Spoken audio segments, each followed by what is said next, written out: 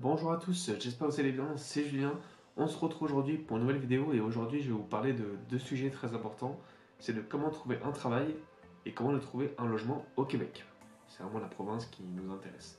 Alors, cette vidéo fait suite aux vidéos sur le PVT, comme les démarches, etc. Mais aussi fin, je pense que conclure avec ça, c'est vraiment la fin logique, on va dire. Voilà. Alors, je vais parler de mon expérience et ensuite alimenter, comme d'habitude, avec des informations pour que vous ayez vraiment toutes les informations nécessaires pour bien tout comprendre. On va commencer par parler du travail. Alors le travail. Je vais commencer par faire une petite introduction, mais je suis obligé de faire ça. Ce n'est pas le messie du travail pour les Français, ce n'est pas l'Eldorado du travail pour les Français. Après être sur place et m'être renseigné auprès de différentes personnes, avoir vu comment ça fonctionne ici, cette information est totalement fausse. Voilà. Alors, oui, il y a beaucoup d'offres, oui, il y a beaucoup de jobs, oui, le Canada en général recherche de la main-d'œuvre dans différents secteurs en général, c'est pas dans tout, ça il faut se le dire. Ça c'est vrai, ça aucun problème. Il y a de l'emploi, ça c'est sûr. Par contre, c'est pas facile à l'obtenir, facile à l'avoir, cet emploi, ces emplois plutôt. Alors, tout ce qui est. En fait, on va dire que c'est séparé en deux catégories. Vous avez tout ce qui est job alimentaire d'un côté et tout ce qui est job qualifié de l'autre. Tout ce qui est job alimentaire, ça, aucun problème. Ça, vous arrivez en 2-3 jours, vous pouvez trouver un job comme ça. Ça, oui, ça c'est vrai. Par contre, tout ce qui est job qualifié, c'est différent.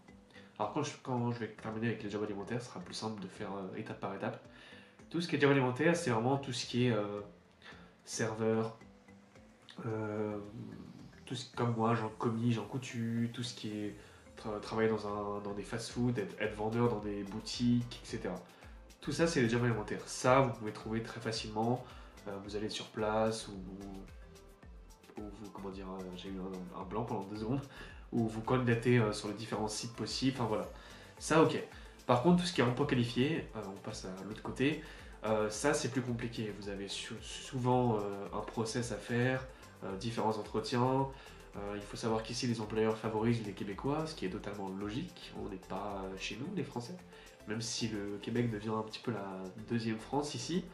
Donc voilà, les Québécois sont favorisés. Ça, il faut se le dire. Les Français sont pas toujours bien vus ici, donc parfois vous pouvez vous faire refuser parce que vous êtes tout simplement français. C'est la vérité, hein.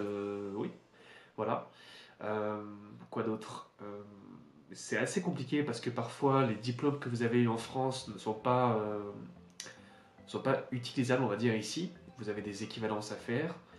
C'est payant, il me semble, pas très cher, mais vous devez faire ça. Si vous avez la possibilité de le faire avant de venir ici, c'est encore mieux. Donc n'hésitez pas à le faire avant de venir. N'hésitez pas à vous, entre guillemets, définir un petit peu un projet de travail que vous allez faire ici. Parce que tout ce qui est employeur alimentaire, vous n'avez pas forcément besoin de diplôme.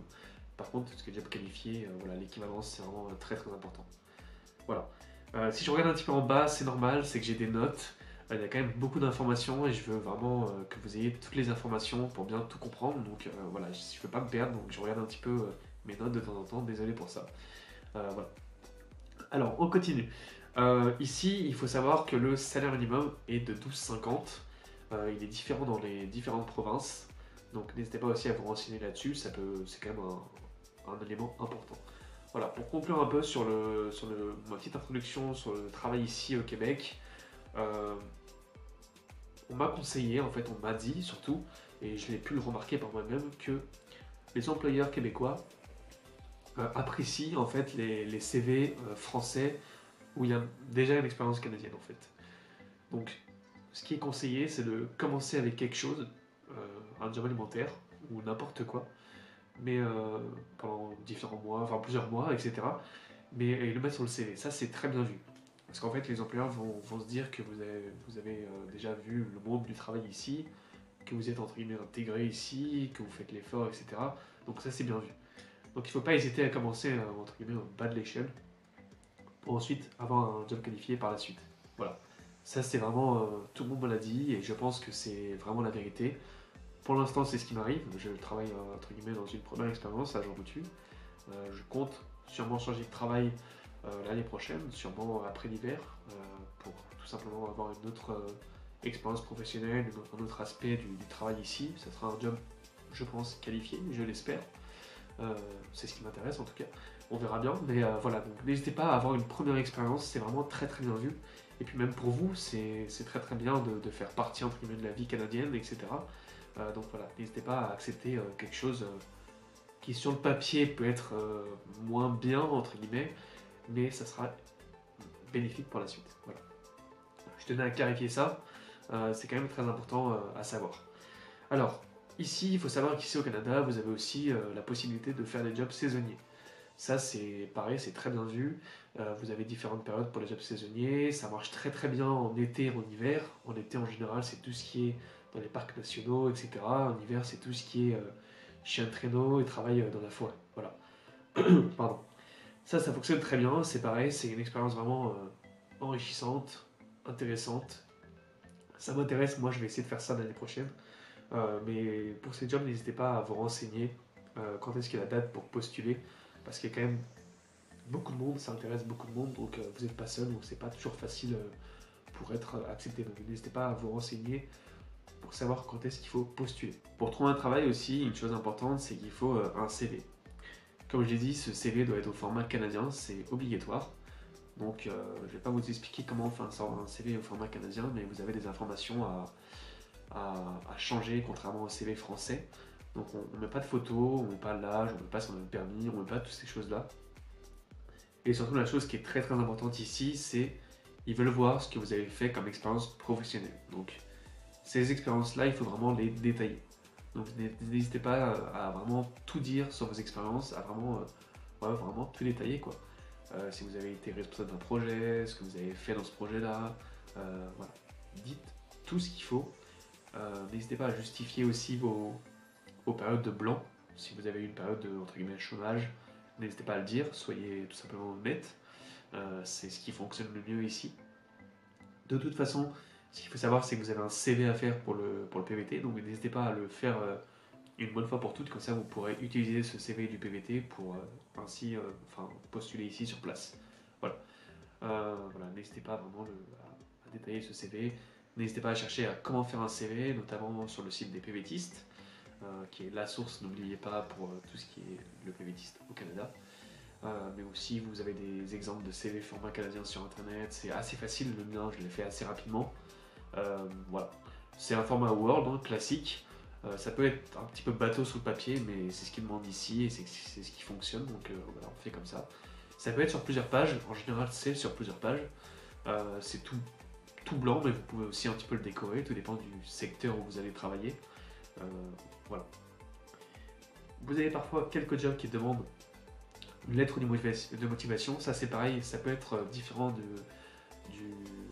du modèle français, donc n'hésitez pas pareil, à vous renseigner sur comment faire une lettre de motivation au format canadien. Je sais qu'il y a certains emplois qui le demandent. Moi, personnellement, pour l'instant, ça ne m'est pas arrivé, mais comme ça vous êtes au courant et vous pouvez la préparer en avance. Voilà. Alors après, pour trouver un travail, il y a plusieurs moyens. Ce qui fonctionne très bien, c'est bien sûr prendre les CV et aller sur place. C'est ce que j'ai fait et j'ai pu remarquer que ça fonctionnait très très bien. J'ai eu pas mal de réponses positives. J'ai choisi, mais j'ai fait ça dans toute une rue et c'était vraiment très très bien. Ça m'a pris une demi-journée. J'ai eu quelques entretiens directs sur place de 5 ou 10 minutes, voire plus. Quelques discussions aussi intéressantes. Quelques contacts, etc. Enfin voilà, c'est vraiment très très bien. Mais ce qui marche aussi très très bien, c'est tout ce qui est site internet, donc je vous les mettrai juste là. De tête comme ça, vous en avez plusieurs. Vous avez Indeed, vous avez qui fonctionne très très bien. Vous avez Certains Emplois, vous avez Job Illico, vous avez Job Boom, vous avez LinkedIn.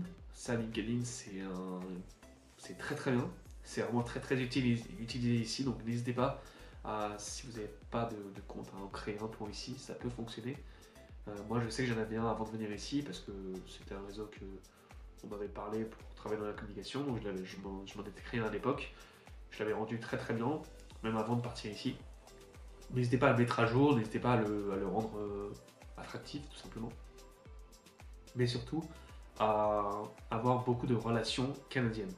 C'est-à-dire aimer les pages des grands groupes canadiens, aimer les pages canadiennes tout simplement. Comme ça, ils vont voir un petit peu que vous avez fait l'effort de vous renseigner sur qu'est-ce qu'on peut trouver dans le marché du travail. Voilà. Et ça, je sais que ça sera vraiment très très apprécié si vous avez beaucoup de relations à propos du Canada. Voilà. LinkedIn, les différents sites. Vous avez aussi des événements qui sont vraiment axés sur le travail, des sortes de conférences, des 5 à 7, etc. Ça, c'est pareil, je sais que ça fonctionne pas mal. On voit du monde, on voit des employeurs. Vous pouvez tout simplement déposer votre CV ou prendre des contacts. Ça peut marcher aussi, on appelle ça des 5 à 7 ici, ou même des 6 à 8. Enfin voilà. Je sais que ça fonctionne très très bien, j'ai vu des annonces circuler pour moi dans la communication, etc.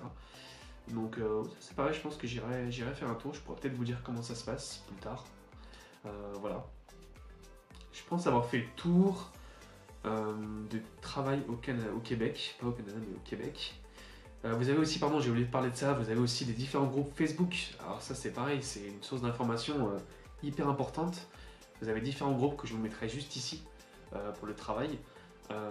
Voilà, donc n'hésitez pas à aller là-dessus. Vous avez souvent des employeurs qui sont là un petit peu à guetter s'il y a des personnes qui cherchent du travail. Donc n'hésitez pas à passer une annonce, à dire ce que vous recherchez en termes de salaire, en termes d'horaire, en termes de tâches tout simplement. N'hésitez pas à vraiment détailler votre entre guillemets poste idéal. Voilà. Et je sais que les groupes Facebook fonctionnent très très bien. Vous avez souvent des contacts assez rapidement. Donc n'hésitez pas à aller y faire un tour. Voilà. Je pense avoir tout dit sur le travail. Si j'ai oublié quelque chose, n'hésitez pas à me le faire savoir. On va passer au logement. Le logement, ce qu'il faut savoir ici, c'est que dans la globalité, c'est assez simple. Pour le Québec en tout cas. D'accord, vous avez beaucoup de monde qui cherche comme pour le travail, mais c'est quand même assez simple. On va dire que vous pouvez enchaîner des visites assez facilement. J'en suis la preuve vivante, c'est que j'ai enchaîné à peine environ 10 visites en à peine 2-3 jours. Vraiment. En même pas une semaine de recherche. C'est vraiment assez simple, je pense. Pour trouver un logement, vous avez différentes sources, on va dire, différents sites. Vous avez notamment le fameux site Kijiji.ca, qui est vraiment le site qui ressemble un petit peu au Bon Coin. Vous pouvez tout trouver là-dessus, vraiment tout. Vous avez aussi Kangaloo, qui fonctionne très très bien. Vous mettez vos critères de recherche de logement et ça vous sort une liste de logements potentiels qui pourraient vous intéresser. Vous avez aussi Rent a Place. Alors ça, c'est un service qui est vraiment beaucoup utilisé, qui marche vraiment très très bien. En fait, soit vous prenez rendez-vous et vous avez entre guillemets une voiture ou un camion, je sais plus, qui vient vous chercher en fait et qui vous fait le tour de la ville dans différents appartements pour qui vous correspond et vous pouvez tout simplement soit dire oui, soit non en fait. Si ça vous plaît, vous prenez l'appartement, vous payez une certaine somme pour le service, mais vous n'êtes pas seul, c'est un petit peu le premier arrivé, le premier servi. Donc voilà, quand un appartement vous plaît, n'hésitez pas à le faire savoir et vraiment à faire le suivi pour aller jusqu'au bout parce que il y a quand même pas mal de monde qui utilise ce service, donc il faut vraiment se démarquer et aller le plus vite possible. Si vous ne trouvez pas d'appartement dans la journée, vous payez rien, c'est vraiment gratuit. Donc voilà, n'hésitez pas à utiliser ce service, c'est vraiment très très bien. Moi, si j'avais pas trouvé, je pense que j'aurais utilisé ce service pour un appartement, je pense. Je pense que pour les colocations, ça marche pas, je pense que c'est vraiment appartement. Vous avez aussi ApartMap, chasseur d'appart. Ça, c'est des personnes, entre guillemets, vous donnez vos critères de recherche et ils vous trouvent des appartements et puis à vous de décider si vous le voulez ou non. Voilà. Vous avez aussi d'autres sites, mais voilà un petit peu pour résumer. Voilà. Alors ici, ce qu'il faut savoir, c'est que un bail immobilier, pardon, dure un an, donc du 1er juillet au 30 juin de chaque année.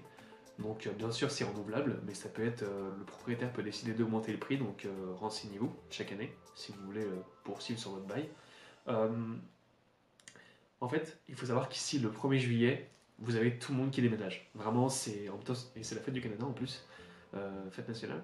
Voilà, vous avez plein de camions dans les rues, plein de cartons, plein de meubles, etc. C'est vraiment tout le monde bouge. Moi, je sais que je l'ai vécu et je sais que c'était quand même assez impressionnant de voir ça dans les rues, etc. Voilà, donc je pense que c'est la meilleure période pour trouver, c'est vraiment au mois de juin parce que tout le monde commence à préparer leur départ.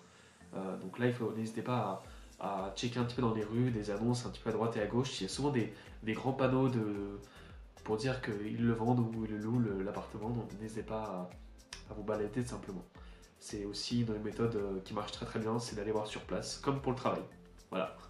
Alors en France, je sais que pour trouver un appartement, c'est assez difficile, on vous demande un dossier solide avec beaucoup d'informations. Ici, ce fameux dossier, entre guillemets, avec un garant, un historique de crédit, etc., c'est pas forcément obligatoire.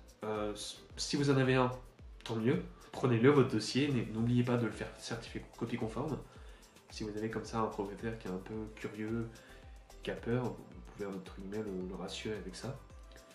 Mais franchement, le dossier, c'est pas une obligation ici. Quand vous trouvez un appartement, vous parlez au propriétaire, s'il voit que vous êtes sérieux, s'il voit que vous pouvez payer tout simplement le loyer, bah, vous pouvez avoir l'appartement comme ça en 10 minutes, quoi. Ils sont c'est assez simple pour trouver le logement. Ils acceptent facilement la personne si vous avez, comment dire, quelques preuves. Voilà. Il faut quand même quelques preuves, on va pas donner un appartement à n'importe qui, voilà. Mais c'est quand même beaucoup plus simple qu'en France, voilà. N'oubliez pas ici que la caution c'est interdit. Donc si un propriétaire vous demande une caution, non, c'est non. S'il insiste, n'hésitez pas à vous renseigner sur le site de la Régie du logement du Québec, qui est vraiment la Bible pour le logement, tout ce qui est sur les bails, toutes les informations sont sur ce site pour trouver un logement, enfin pas pour trouver, mais les informations sur le logement, pardon. Donc n'hésitez pas à aller faire un tour, sinon sur le site du gouvernement, mais la caution c'est interdit, donc ne vous faites pas avoir, pas comme en France, il n'y a pas de caution. Bien sûr vous payez le premier mois, c'est logique pour rentrer dans l'appartement, mais la caution c'est non, voilà. Donc ne vous faites pas avoir, ne lâchez rien, et puis si vraiment ça devient trop limite, mais n'hésitez pas à fuir, simplement. Parce que oui, c'est interdit, donc respectez ce droit que vous avez de ne pas mettre de caution. Voilà. Alors, ce qui est aussi important, c'est que c'est très compliqué de trouver un logement depuis la France ou depuis l'Europe en général. Donc, ne vous faites pas avoir en allant sur différents sites, en acceptant différentes choses sur Internet. C'est des arnaques, tout simplement. Ce qui est mieux, c'est de venir sur place, comme je l'ai dit, de voir les différents appartements, de voir ce qui vous plaît, de voir la taille, de voir le secteur, enfin voilà, de voir vraiment sur place pour vous faire vraiment l'idée et puis pour trouver, vraiment, c'est vraiment sur place, ce sera beaucoup plus simple. Voilà. Je sais pas si je l'ai dit, mais vous avez bien sûr différents groupes Facebook pour trouver des appartements. Ça marche pareil, très très bien que pour le travail. Je vous mettrai juste ici tous les groupes Facebook que je connais pour les logements. Donc n'hésitez pas à dire ce que vous cherchez, n'hésitez pas à répondre aux annonces qui vous semblent intéressantes pour vous. Mais je sais qu'il y en a beaucoup qui circulaient surtout pour les colocations, quand j'étais déjà installé, donc début juillet. Je sais que je voyais des annonces de colocation, j'en voyais 10 par jour. C'est vraiment, il y en avait beaucoup. Beaucoup de personnes intéressées, évidemment, surtout pour les colocations, les appartements, je ne sais pas, mais je pense aussi, mais voilà. Donc n'hésitez pas à aller sur ces groupes Facebook et à dire ce que vous recherchez, et normalement, vous pouvez peut-être avoir des annonces potentielles. Voilà.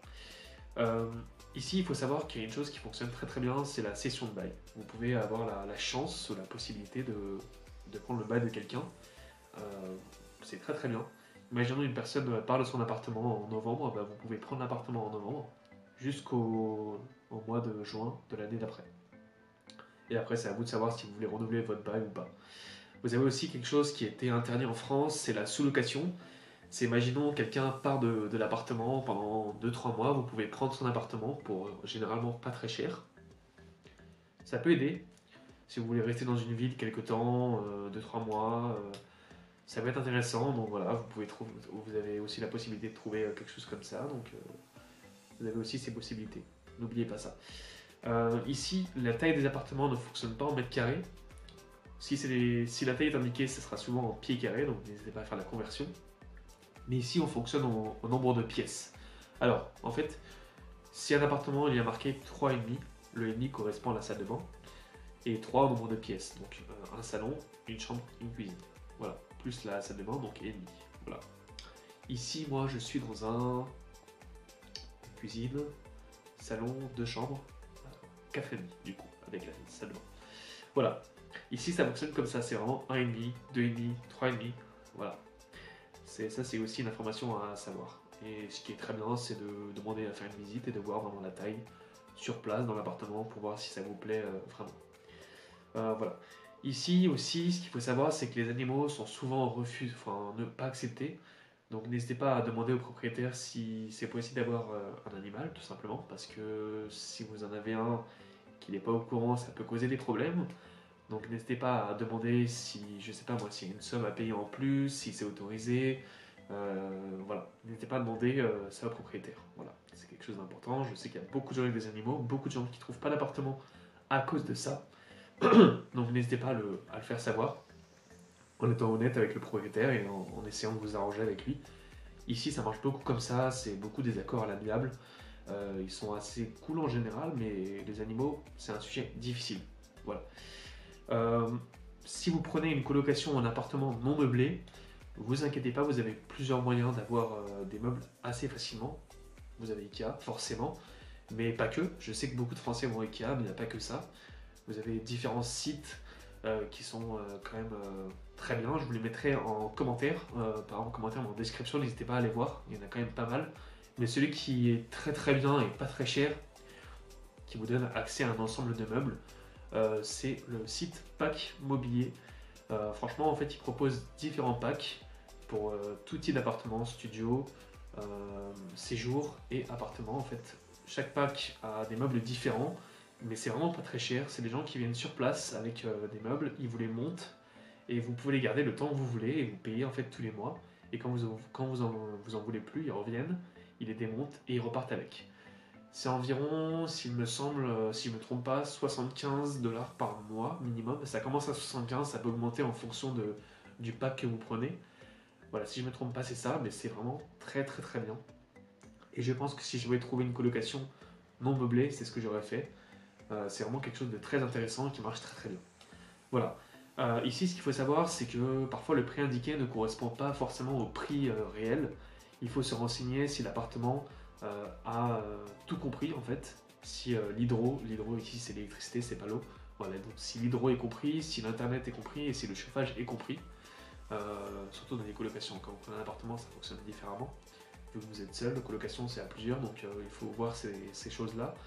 En général, le chauffage coûte beaucoup plus cher en hiver, forcément. Donc n'hésitez pas à demander le prix du chauffage en hiver. C'est vraiment une information qui est très très importante. Le prix ne sera pas le même que du reste de l'année. Pardon.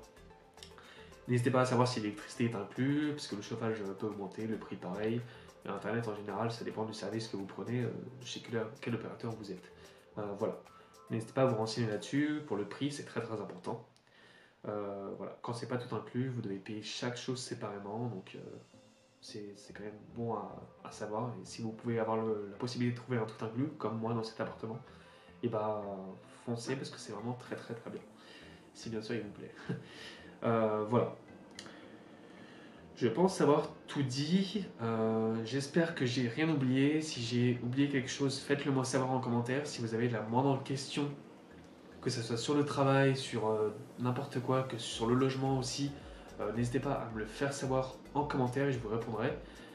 Je me suis quand même beaucoup renseigné avant de venir ici et même après mon arrivée ici, donc je pense que j'ai quand même pas mal d'infos dans ces sujets-là.